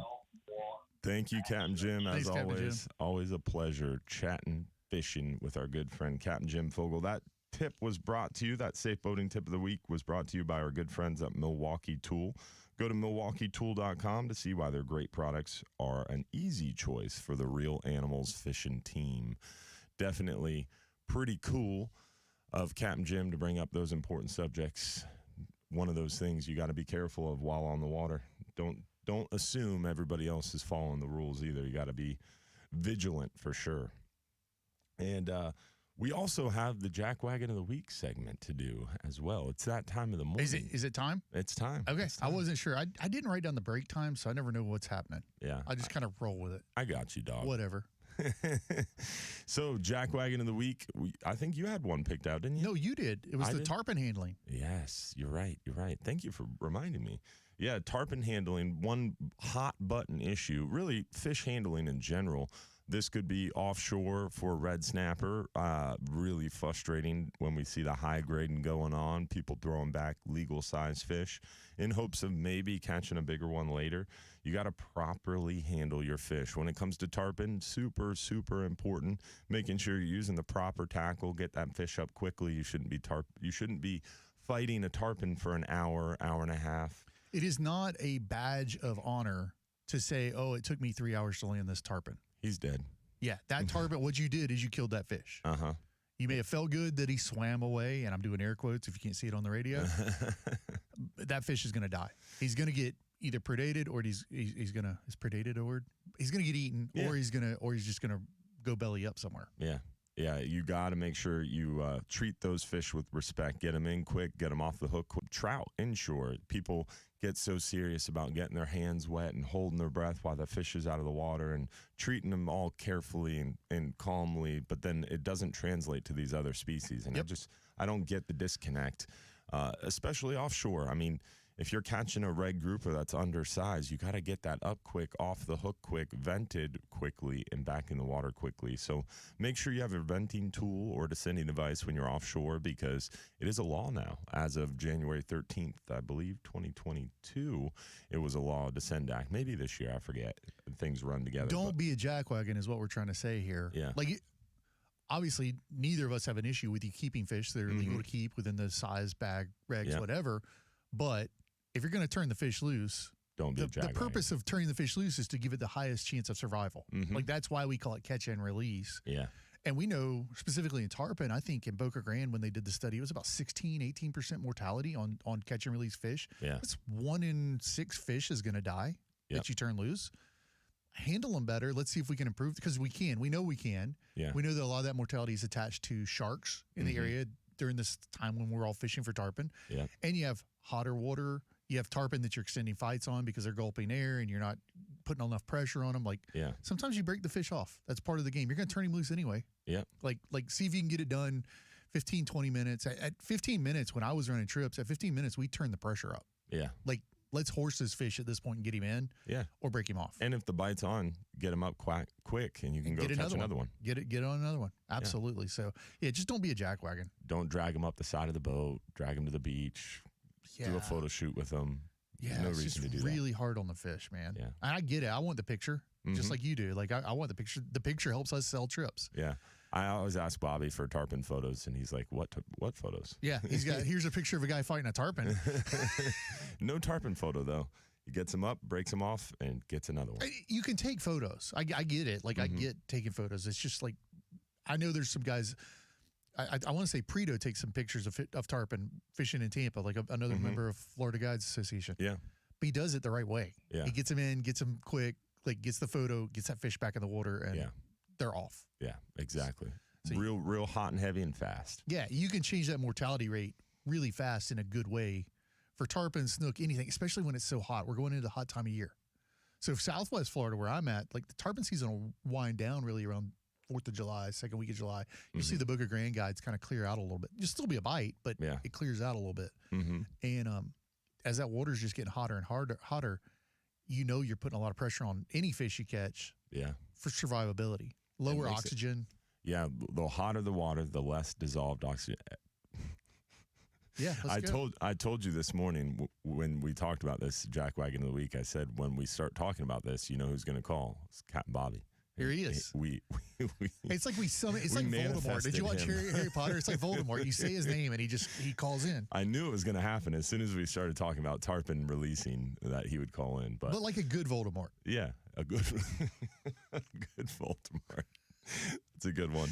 We are unfortunately up against the clock, so we're going to have to get to our good friend Captain Bobby on the other side. But you're right, man. Hot water, less dissolved oxygen. It's even more important to take care of those fish even more carefully. So don't be a jackwagon. Release your fish healthy and take care of them and put a little effort into doing the right thing. Take that personal responsibility. That's right. Your own conservation ethic. Exactly. Real Animals Radio. We're going to be back shortly. Don't forget, you can give us a call, 1-800-969-9352. If you want to join the conversation, we'd love to hear from you. We'll be right back. I can't believe I called Bobby Voldemort. A good Voldemort. Yeah. Someone commented on the Captain Dylan Hubbard page. That one's for you, buddy. Oh, hold on. I didn't realize there were multiple pages where this is happening. Yeah, the Real Animals Facebook page, the Hubbard's Marina one, and also Captain Dylan Hubbard. The Hubbard's Marina.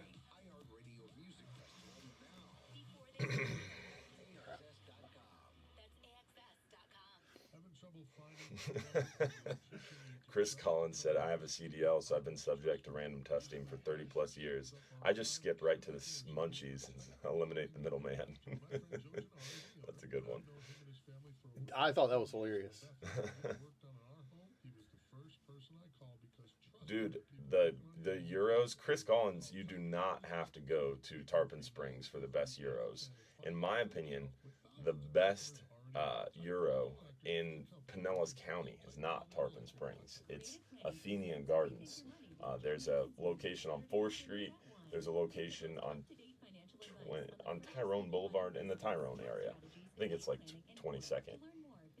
But Athenian Gardens, in my opinion, has a much better Euro than even Hella's or some of those more popular Greek restaurants in Tarpon Springs on that main downtown area. I think Athenian Gardens has the best Greek food, in my opinion. But try it. You tell me what you think. They should drug test for tzatziki sauce. I would lose. Because that stuff is like crack. It is. It is crack for sure, especially for me.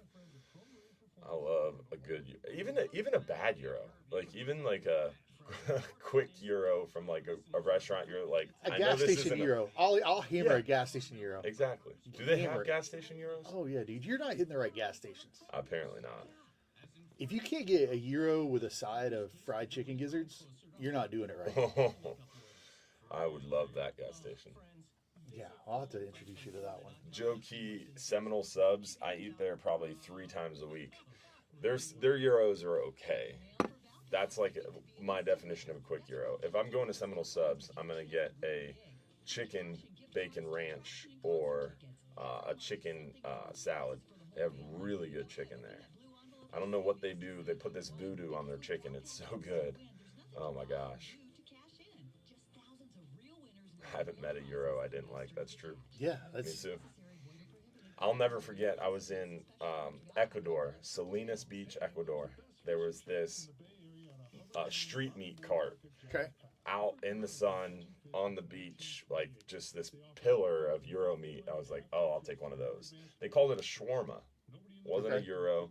I don't know if it was just like cultural. I don't know. But it wasn't like a pita. It was actually like a burrito. But it was filled with gyro meat. And it was street meat. It was on the side of the road. It was epic, bro. Every day, the rest of the vacation, hit that? Went to that. What? One day it was gone. Like it wasn't there anymore. I almost cried. What cut of meat is used in a gyro? It's like a lamb mixture of some sort. It's like a lamb kebab. I don't know. Because I've been really hammering the shanks. All I know is I don't want to know, because if it's something that I don't want to eat, it's going to ruin it for me. I don't know what they have in the big speak. It's just lamb shank. Yeah. But I think it's mixed with other stuff, right? You can mix it with chicken if you want. Or I think like the gyro meat like stick is often like sausage. Pork and, you'll have a lot of stuff in it. Yeah. They throw it all. It's the kitchen sink. I've been doing beef and lamb. Donald BC says. I've been doing the lamb shanks on the smoker, and you cook them to temperature, like I think it's 165 or something, to where it like falls apart when you slice it thin, and then you could make your own gyro at home. Whoa. Yeah, that's a problem. I'm gonna have to come over. That's a problem for this bacon wrapped duck and the little gyro. Yeah. I'll make the drive to Winter Haven for that. This is us. Now your captains, Mike Anderson and Dylan Hubbard. We're back. Real Animals Radio. Captain Dylan Hubbard here from Hubbard's Marina for News Radio 970's Bartow Ford Real Animals Radio Show. We got my good buddy Captain Travis Thompson in studio this morning, chatting fishing, food, and so much more. And we've got our good friend Captain Bobby Woodard on the line, the tarpon guy. We conjured him up with a quick conversation about tarpon, and he just couldn't help himself. Had to join the conversation. What's up, Bobby? What's up, Bobby? Fellas, good morning. How are you? Doing well. How are you, my friend? Well, admittedly, I walked in a little late on that conversation. I was loading up some furniture in the back of a U-Haul. So I caught the tail end about talking about releasing tarpon quick and healthy and, ready to catch another day and ready to make a bunch of babies. And I couldn't agree more. So you guys forced my hand, and I had to call in. You have any tips on that, Bobby? Like quick releasing tarpon or anything else, or getting them back and reviving them or anything? Great question. So actually, I just did my seminar this past Tuesday over here at Lakeland and touched on that topic quite a bit. Adequate tackles, one, for sure. Tarpon of all sizes, different areas you're catching them. The little ones in the backcountry versus full-grown ones in the passes and beaches. So size your tackle to the size tarpon that you plan on catching, for one.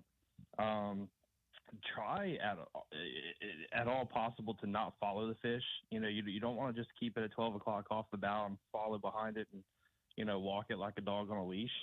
As soon as when we're fishing congested areas, like passes and whatnot, as soon as we break that fish away from the school of fish and from the other boats, my boat's in neutral, sometimes even reverse. If a client's not pulling as hard as I think they should be, I use the boat. I'll put the boat in reverse and pull the opposite direction, or or drive the boat up to the side of the fish, and instead of having the angler fighting at 12 o'clock, they're fighting it at, 1 o'clock, 2 o'clock off the side of the bow. Just changing the angles, trying to disorient that fish and break his will as quickly as possible. And then, of course, once they come boat side, we've got somebody ready with a camera, and the leader's in my hand. And at that point, it's about trying to, snap a few pictures as quick as possible, but fighting that fish to the point of getting the Instagram photo for the Hall of Fame is certainly not a priority. It's just snap a couple quick ones, get that leader out or hook out, and let that fish go. That's it.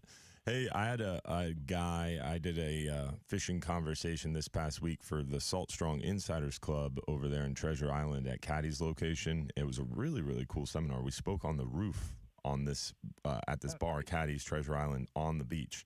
So I'm like 20 feet from the beach on the roof at sunset. It was beautiful. But this guy was at the fishing conversation, and he said he listens to the show, and he's been chasing tarpon from Blinds Pass to Clearwater, and he's seeing a lot of fish, and he's gone as light as 40-pound test. He's gone down in hook size. He's using mainly thread fins and pinfish, and he just can't get these fish to chew. What would you give him as a tip to help him get that fish to chew? I told him crabs might help, but that was my guess because I hear you guys talking about crab bite. Yeah, crabs might help. I mean, honestly, on the beach, I really like a small blue crab or a pinfish under a cork. I mean, I have caught them and do catch them on the baits you mentioned, but I really like a small blue crab or a pinfish underneath a cork. I feel keeping that bait suspended but yet using baits that want to dig for the bottom really helps put out that vibration that hey, I'm a struggling bait fish, vibration, and those fish will key in on it. But the other big thing too is, making sure that those baits are presented and in the water waiting for those traveling schools of tarpon to get to them. I see too often, and even with my clients on the boat, like, oh, there's the fish, boom, and they cast, and that bait lands either in them, or even if it's, a lucky cast, 5-10 feet in front of them, but still that's not a natural presentation. I mean, baits don't swim towards big predatory fish. Gazelles don't run towards lions, so having that bait presented as those fish, approach the area where the bait is the key. And that way that bait's just sitting there chilling, and then they go even more berserk when they do sense the presence of the school of tarpon, and they start digging even more, swimming even more. And, typically that's what helps, entice those beach bites, in my opinion. So you got to get ahead of the fish, present the bait naturally. Now, when you say a pinfish under a cork, how much line are you putting under the cork? Totally depends on where we're fishing and how deep that water is, and how those fish are rolling as they're heading down the beach. That's another big thing that I try to teach folks. You've got your fish that are just swimming, and then you got your fish that are rolling. When they're rolling, watch the arch of the back. If they're coming up and rolling and having a pronounced arch on their back, then those fish tend to be swimming deeper because they're rolling, going down, and then swimming forward, and then rolling and going down, and then swimming forward. Whereas if it's more of a spread out, kind of a lazy arch, they're just kind of coming up and just kind of lazy rolling, those fish tend to be, as they're moving and swimming, staying higher in the water column. Interesting. So really just got to kind of read the fish and see if you think when they're going down, are they going down deeper or are they staying higher? Nice, and then I'll adjust that cork accordingly. Well, unfortunately, we're up against the clock, but lots of good tarpon tips in a short phone call. How would someone reach you for a charter if you can give out your phone number fast? Sure, man. 863-224-1418. Captain, thank you guys. Appreciate it. Captain-Bobby.com. Check them out. Real Animals Radio will be right back. Talk to you later, Bob. See you guys.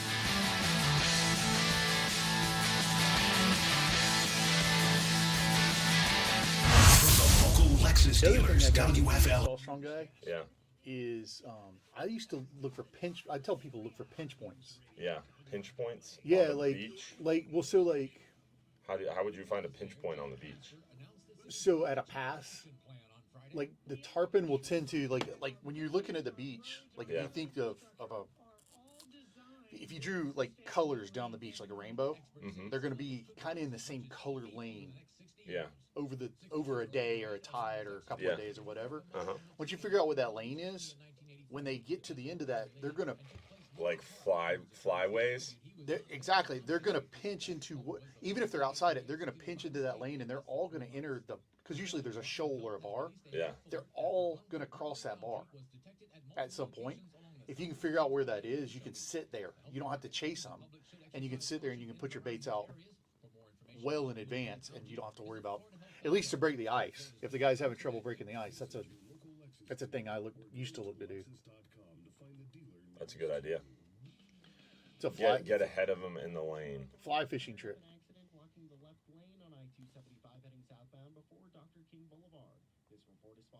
And blue crabs are what I always had the most success on the beach with. Absolutely blue crabs. Not bass crabs, blue crabs.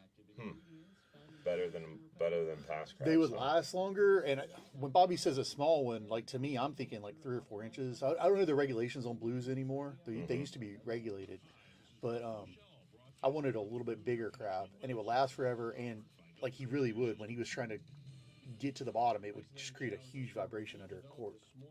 And eventually become more scattered and numerous heading into the afternoon.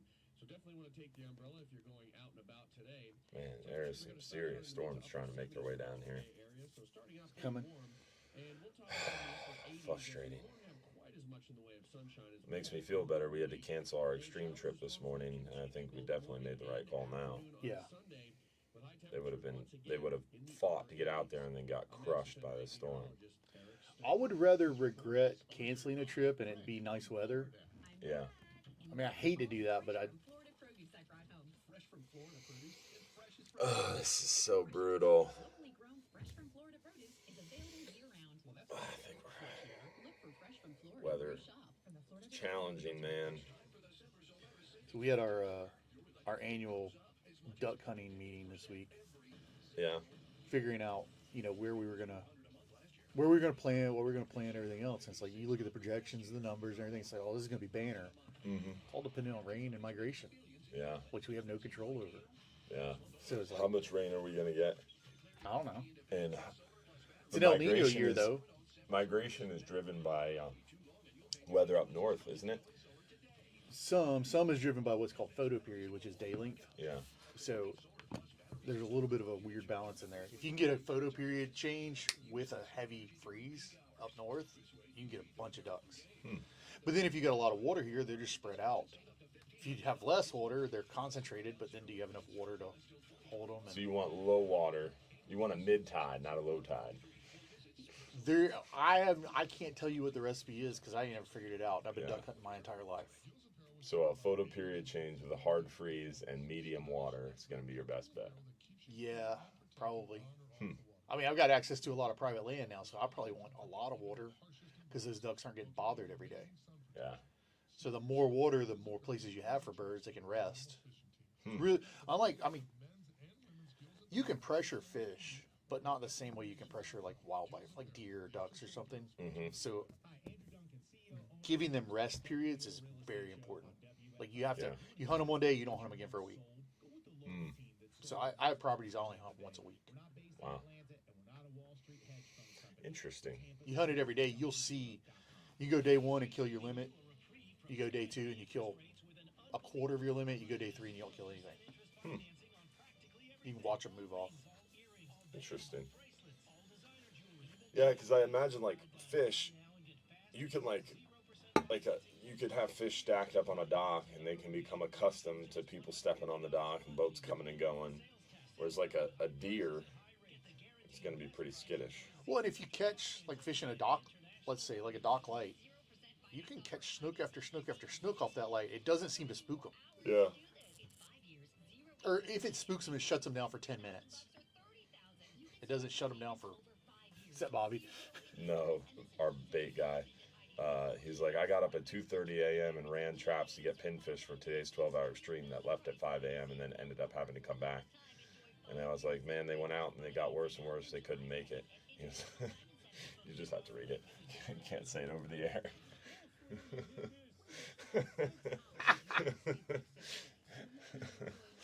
We'll have to set up a paywall for people to hear. Yeah. Real Animals After Dark. Monitoring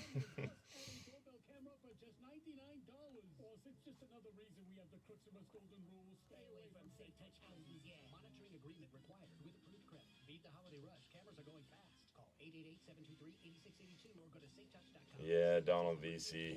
Unfortunately, they made it out there off the dock, but couldn't make it all the way.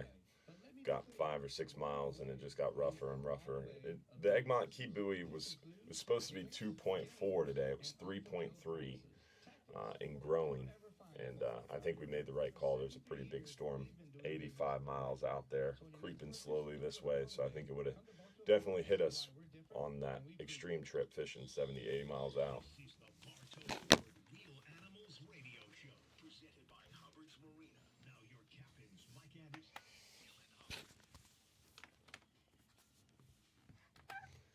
Good morning, y'all. Captain Dylan Hubbard here for the Bartow Ford Real Animals Radio Show on beautiful News Radio 970 WFLA. We got my good friend Captain Travis Thompson in studio this morning from All Florida and PT Outfitters.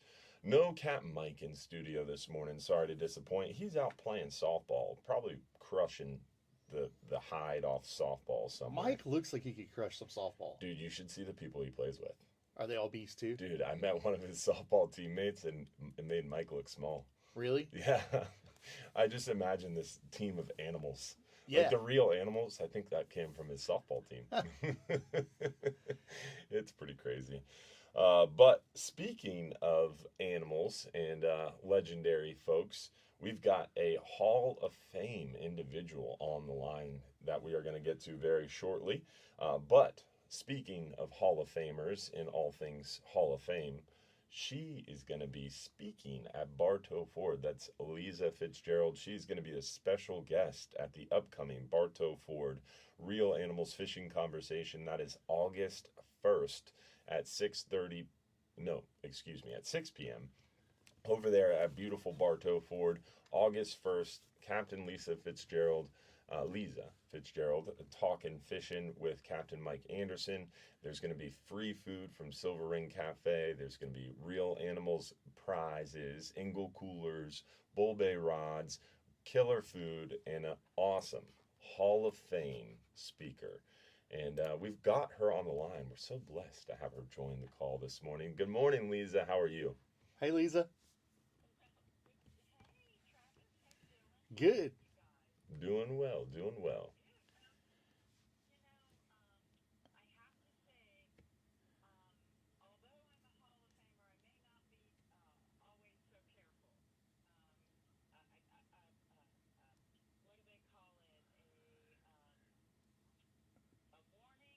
Yeah.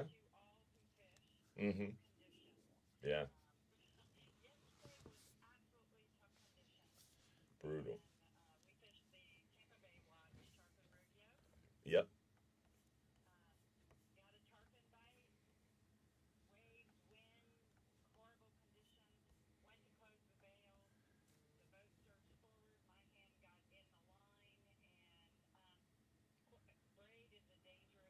Oh my gosh. Oh.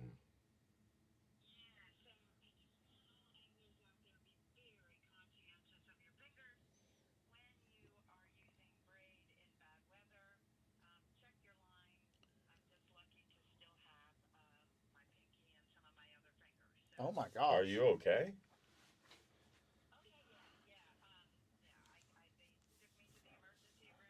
Whoa. Of course you did. Of course you did. Hall of Fame fisherman. She went to the emergency room and then got back on the boat. That's why she's in the Hall of Fame. Listen, Doc, could you stitch this up so I can fish? We've got a tarpon tournament to finish.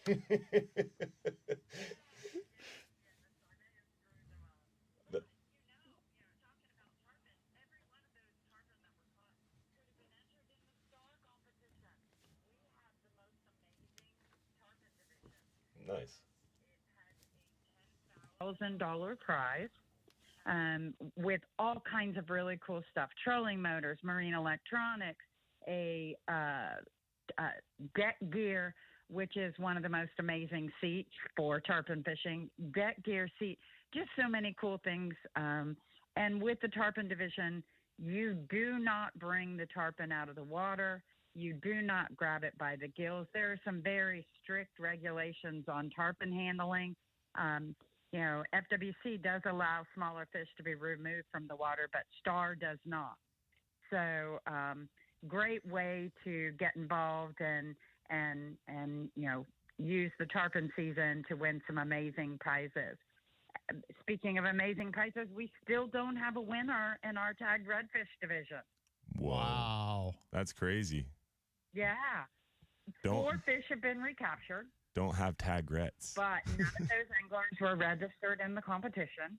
So we still have a contender, a Pathfinder, Carolina Skiff, Deck Capt 27. All of those boats are powered by Yamaha. Every one of them valued at over $50,000. The Deck Capt and the contender are at over $100,000. And then we also have a package from Bombardier Recreational Products of a Sea-Doo trophy fish and a Can-Am. The kids, youth anglers, if they catch a tag fish, have the opportunity to win a skiff with a Yamaha motor, Humminbird electronics, Minn Kota trolling motor on the bow. I mean, what child, what young person wouldn't want a brand new boat? But they got to be out there fishing. Well, and young person at heart too, right, Lisa? Because I feel pretty young when you're describing some of those prizes. I'll take the contender. Yeah, ages 6 to 17 can fish in the youth division. We have $100,000 in college scholarships to be won. There's just so many. People get confused and think it's just a tagged redfish competition, and it is not. You can register and enter any of your non-tagged reds, snook, trout, mahi, kingfish, or grouper in the competition with opportunities to win brand new boats, Yamaha motors, products from West Marine. Just over 100 winners every year, totaling $500,000 in prizes. Lisa, I tell people all the time, you're going to go fishing anyway. Like if you're going to go fishing anyway, why not register for Star? You're so right, Travis. I don't get it. If you're out there on the water fishing, it's not a competition against other anglers because it is not the biggest fish that wins, right, or the most. It is a random drawing. So every fish that you catch has an opportunity for you to win something. And if you don't want to fish, pick up garbage. I mean, what a great way to improve our habitat and our fisheries by picking up a 5-gallon bucket full of garbage, taking a picture of it, submitting it through the app. Guess where you get to go for vacation? Where? 3 days, 2 nights in a private Hemingway Rum Company condo in Key West, Florida. You get to tour the Hemingway Rum Company's distillery. You get Papa's Pilar rum, Costa sunglasses. There are so many cool things to win in the Kick Plastic Trash division just for picking up trash and doing some good. It's an incredible program. You guys are doing such a great job. I didn't want to turn away from Star because I think Star is incredible. But you guys did a redfish release locally. You did a redfish release locally this week, didn't you? Yep, with Moat Marine. CCA did? Yes. Yes, CCA just did a release in Fort DeSoto of 250 slot-sized reds. They're all tagged with white tags. Those are research fish. They are not starfish. These fish are released in Fort DeSoto. This is our second release in the Fort DeSoto area. We want to have anglers who recapture them call the number that is on the tag and please release them because we are determining how quickly these fish grow to spawning size, get over that 27-inch mark, where they travel to, what their habits are, so that we have some further information. That's 250 slot-size reds that were released in Fort DeSoto area. So it was an amazing release. We had a ton of support out there, a lot of people. We have another release coming up on the East Coast. We have an Adopt a Redfish program where anglers can adopt a redfish that is your redfish. You get a specific tag, a certificate, and a shirt that you are a redfish grandparent. Those awesome. redfish will be released on the East Coast of Florida, and those again are slot-size reds, so that we can get some idea of their travel patterns. We get those from Star, but not enough because so many people are keeping those fish. Right. We want to make sure that these fish are released, so we have an opportunity and can put more of these fish back into the water. Raising them to a slot size is an expensive endeavor, so it's really a very, very cool opportunity for us. But don't forget, I mean, CCA does so much more than the restocking efforts and so many other things. Unfortunately, our buy for a hatchery was vetoed by Governor DeSantis. So we'll go back at it again next year. Very disappointing, but hopefully in the future we'll get another shot at that and try and get a hatchery done. We don't have enough hatcheries, and we don't have enough fish going back into the water. So looking forward to trying to get that to happen. But there are so many cool things that have happened. I know, Travis, you have been very supportive, as have I, on the Indian River Environmental Protection Plan. And yes, ma'am. We, along with a bunch of other individuals, have been very supportive of something like that being implemented in Southwest Florida. And it looks like some funding has been appropriated for that. So we're very proud of that and know that the right things will be done down there, as well as appropriations all throughout the state on some smart decisions for, the infrastructure within different communities to revamp those and get rid of some septic tanks and really checking the water before it goes south. So that's exactly there's a right. lot of really cool stuff that is happening. We're going to take care of fish by taking care of a lot of other stuff. Yeah. That'll impact the fishery in a good way. The top of the source. The habitat and the water are the most important aspects of their home and where they live is critical. We need to make sure that everyone is doing their part and understanding that there are so many things that need to be taken care of. And it's so great to see, although I'm not sure how we keep this up, but seeing some of our individuals who have been accused of being a part of the problem, being a part of the solution. That's exactly right. Yeah. Well said, Lisa. Always. That's why she's a Hall of Famer, Travis. Oh, that's well deserved. Well, we appreciate it. I don't feel like a Hall of Famer. I feel like a Hall of Shamer right now with my hand. Hey, accidents happen to the best of us. Oh, my gosh. Well, the waves just were throwing us around, and this fish struck so quick. I tried several times to close the bail, and then finally, when I did get the bail closed, it was quick. I really had thought I lost my whole finger, but fortunately for me, it was just a part of it. So I'm a couple of weeks off the water, supposedly. Good luck with that, guys. But Lisa, unfortunately, we are up against the clock here. We appreciate it as always. How would someone sign up for the Star Tournament? Yes, please. Get your listeners to go to our website, CCAFLSTAR.com. Get yourself registered. Give us a call over the phone, 844-387-7827. We can register you right over the phone. And don't forget if you are fishing this summer, make it more rewarding by entering in Star and making every fish count towards a prize-winning opportunity. Thanks, Lisa. We appreciate it as always. Our Hall of Fame caller Real Animals Radio. We're going to be right back to wrap this show up. Don't go anywhere.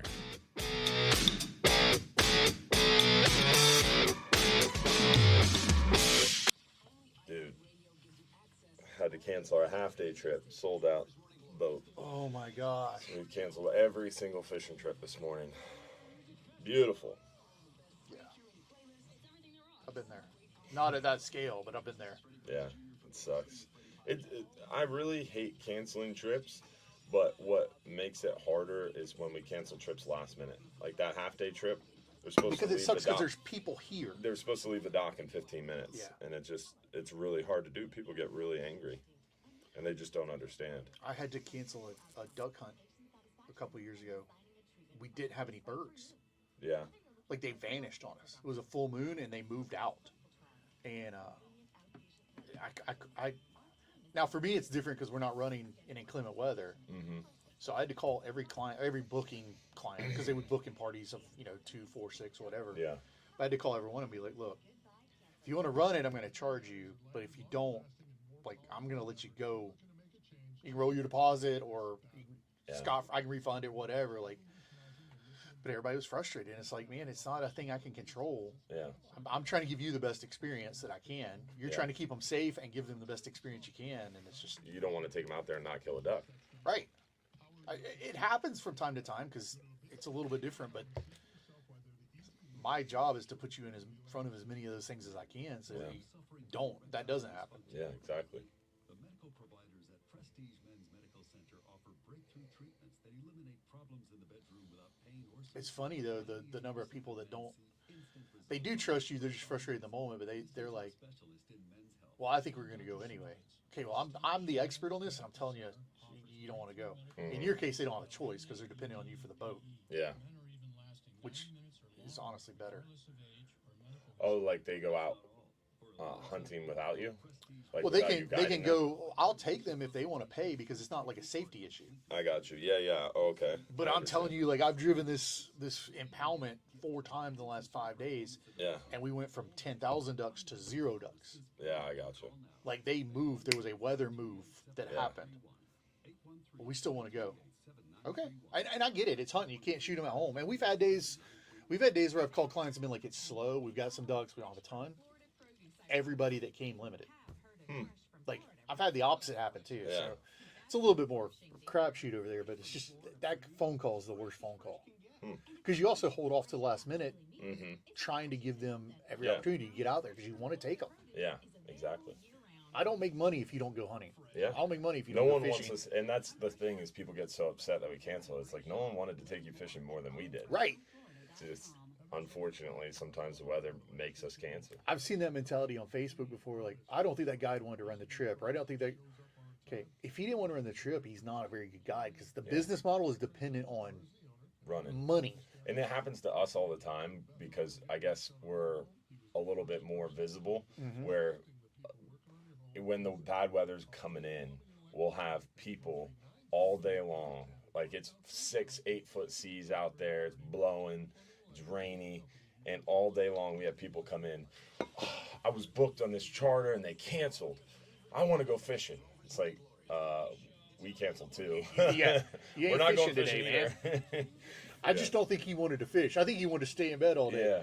My charter canceled. I can't believe it. He did not want to stay in bed all So day. a lot of what we deal with on bad weather days like this is assuring other people's clients that they canceled for the right reason because we canceled too. General PR for the fishing community at large. Yeah. It's funny. Got a hello from Puerto Rico. Nice. I'm over here watching the radar. Stopped watching the comments. Need more stormwater treatment areas in Central Florida, not just south of Big O. He's right. That was weird. Our speaker cut out. It was Brian Pugh. Brian, if you're here, if you can hear me, like we're back. Captains Mike Anderson and Dylan Hubbard. Good morning, y'all. Captain Dylan Hubbard here for the Bartow Ford Real Animals radio show on News Radio 970 WFLA. We're back talking fishing for the last this little segment of the show. And looking forward to hopefully some opportunities to fish here beginning of the work week. Weather is a little bit sporty out there this weekend, but we might get a little reprieve at the very beginning of the work week. And hopefully you'll be able to take advantage of that. Definitely excited about that new moon, moving a lot of water, flushing a lot of bait, and hopefully getting those fish more actively feeding and biting well. Remember, all our weather reports are brought to you by our good friends over there at Reese Windows and Doors. They're celebrating 51 years as the most trusted window and door company in the area. You can get a chance to win $15,000 in free windows and doors if you text the word HAPPY, HAPPY, to 20129. Again, text the word HAPPY to 20129 for a chance to win $15,000 in free windows and doors from our friends at Reese Window. Basically, this entire show, Reese Window, CCA Start, we're just lining up opportunities for people. Free stuff. Yeah, free people to get stuff. And then cheesecakes on the smoker. That's, yeah. This has been a roller coaster today, man. I'm not going to lie. I don't know where we were, where we went. It's pretty crazy. Like, I mean, we packed a lot into this show. We're good at what we do. Yeah. I don't know. John's rolling his eyes behind the screen here. Thank you again, John, for coming in this morning. John Momola behind the glass, making us sound pretty this morning. The man, the myth, the legend, the boss man himself driving the bus for us. So we appreciate him. We appreciate all of you guys. And, of course, our special guest, Captain Travis Thompson. How would someone get a hold of you to book one of these duck hunts? This man offers tarpon trips, duck hunts, turkey hunts. What else do you do? Alligators. Alligators. I forgot about that. We do some small game stuff. So, squirrel hunting. Well, I don't do squirrel hunting, but like snipe, and snipe's a little bird you can hunt, and dove and stuff like that. So we do some of that. Nice. Best way to find me is on Facebook. You can find me Dylan's Travis Thompson, or you can go to Cast and Blast FL and send me a message there, or you can send me an email. Oh yeah, you got a podcast.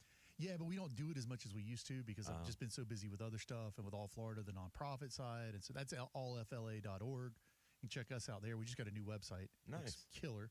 But yeah, you can find me. Instagram, Travis Thompson. You can DM me there. So he does a lot on Instagram. I'm not booking yet for duck season. He's pretty into Taylor Swift, which is kind of weird, though. Did you see my friendship bracelets? Oh, my God. He's really got friendship bracelets on. Listen. That's awesome. I made a bunch of friendship bracelets to give out at ICAST. Okay. It's a viral marketing campaign that goes hand in hand with Taylor Swift. Okay. Boom. Is that a Taylor Swift thing, friendship bracelets? Yeah, at her concert. How are you going to bring this up at the very last minute of our show? We don't have enough time to unpack this now.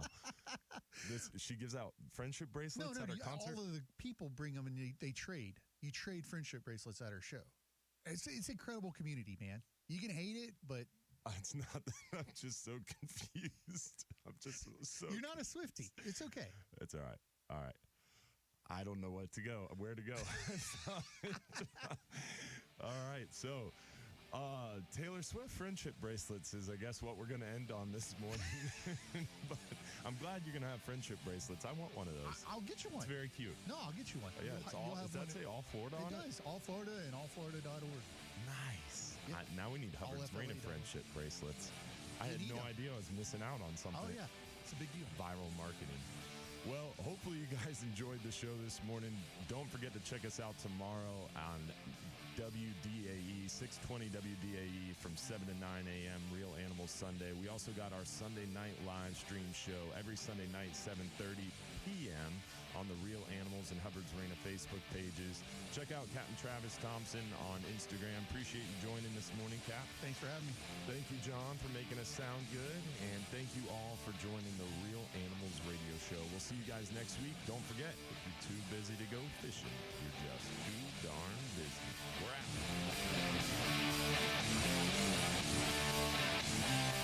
The preceding program was paid for by Real Animals Fishing. And Farah Accident Attorney Studio. Putting some together, man. Like, how are you? Are you making those? No, I hired somebody to make them. You I hired a mom off Etsy to make them. Nice. Yeah. That's hilarious. So she ended up making them. They were about 25 cents a piece, 35 cents a piece. They weren't much. Wow. And so it's fascinating when you can give somebody something like that. It's so stupid. You watch Ted Lasso? I've seen it. It's I a wanted really to good watch show. it. No. Like, he gives everybody a little green army man. Mm-hmm. If you can give people a thing, They they remember you. it. Yeah. And it's different than a... It's not a business card. It's different than a business card. Yeah. So it's stupid and silly and corny, but it's also like time. So I posted a video of me packing a box of some merchandise, and I threw 6 friendship bracelets in it and like laid them so that they showed all Florida, all FLA.org. And everybody messaged me and said, we want friendship bracelets. I'll bet you I got, no lie, 50 DMs. That's from, awesome. From Instagram and Facebook. That's crazy. I'm like, yeah, I'll mail you a friendship bracelet. Sure. Wear my brands on your wrist. Okay. There you go. That's awesome. Man. All day long. Friendship bracelets. Who would have? Y'all didn't think I was going to break it down from a marketing standpoint for you today. Well, do you want a friendship bracelet? Sure. I didn't bring extras, John's man. a friendship bracelet, guys. Here. Absolutely. You can get one too. All Florida. There you go. Yes. So I'll get some when I get home. They trade these at Taylor Swift concerts, huh? Yeah. You don't know about this? No, I don't. No, my kids. You're not a Swiftie either. My kids don't listen to Taylor Swift. I don't allow them to. That's hardcore. So. Thank you guys for watching this morning. Hopefully you enjoyed the show. We'll see you guys next week for another episode. Thank you all.